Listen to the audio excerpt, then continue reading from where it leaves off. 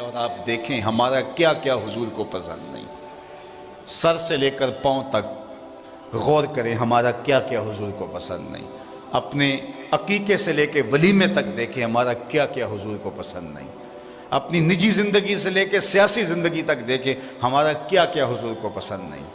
اپنے کاروبار سے لے کر کے انداز معاشرت تک دیکھیں ہمارا کیا کیا حضور کو پسند نہیں. محمد دی زیارت محمد دے رنگ وچ اگر ان کے ہوئے ہیں تو پھر ہم ان کے ہو گئے, پھر اپنی خواہش کہاں باقی رہی.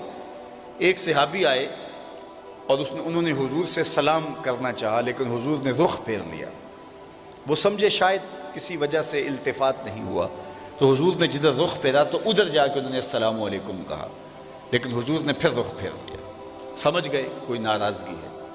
تو چونکہ ایک سفر سے آئے تھے تو انہوں نے دیگر صحابہ سے پوچھا کہ مجھے تو سمجھ نہیں آئی کہ حضور کی ناراضگی کا سبب کیا ہے, کیا تم مجھے بتا سکتے ہو کہ حضور ناراض کیوں ہیں؟ انہوں نے کہا ہاں, ہماری سمجھ میں جو بات آئی ہے وہ یہ ہے کہ تم نے یہ سونے کی انگوٹھی پہنی ہے اور حضور اس کو حرام قرار دے چکے. ان الذھب والفضۃ حرام للذکور امتی, سونا اور چاندی میری امت کے مردوں کے لیے حرام ہے. صرف چاندی کی ایک انگوٹھی اور وہ بھی 4.5 ماشے سے کم وزن کی ہو تو وہ مرد کے لیے جائز ہے.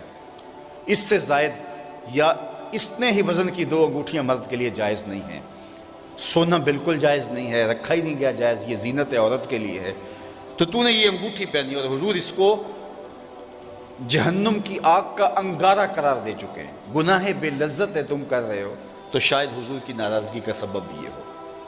وہ آگے بڑھا اور حضور علیہ السلام کی بارگاہ میں حاضر ہو کے انگوٹھی اتار کے حضور کو پیش کرتے ہوئے کہا حضور اس وجہ سے ناراض ہیں؟ تو آقا کریم نے یوں انگوٹھی پھینک دی. خیر ناراضگی کی وجہ ختم ہو گئی, مجلس میں بیٹھ گیا, گفتگو چلتی رہی. جب مجلس اختتام کو پہنچی لوگ واپس پلٹے اور وہ بھی واپس جانے لگا تو کسی نے اشارہ دیا وہ سونے کی انگوٹھی تو اٹھا لو, تم تو نہیں پہن سکتے, تمہاری بیوی تو پہن سکتی ہے, قیمتی دھات ہے. تو اس صحابی نے کیا جواب دیا وہ سنیے. اس نے کہا واللہ لا آخذہ وقد طرحہ رسول اللہ صلی اللہ علیہ وآلہ وسلم, اللہ کی قسم میں اس کو کبھی بھی نہیں اٹھاؤں گا جس کو میرے حضور نے پھینک دیا ہے.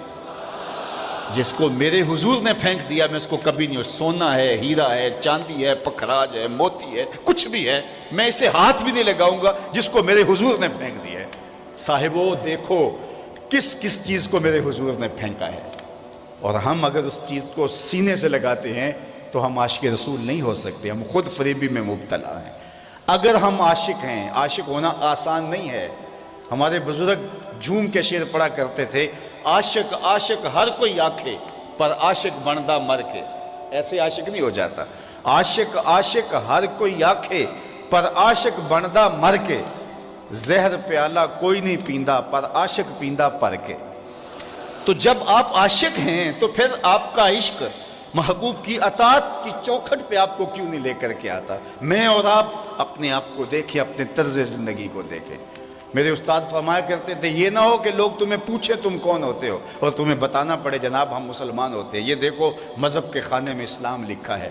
آپ فرمایا کرتے تھے صاحب نہ کسی کو پوچھنا پڑے نہ تجھے بتانا پڑے, تیری وضاحت طرز زندگی انداز معاشرت ایسا ہونا چاہیے تم دور سے آ رہے ہو لوگ پہچان کے کہیں وہ دیکھو آقا کا غلام آ رہا.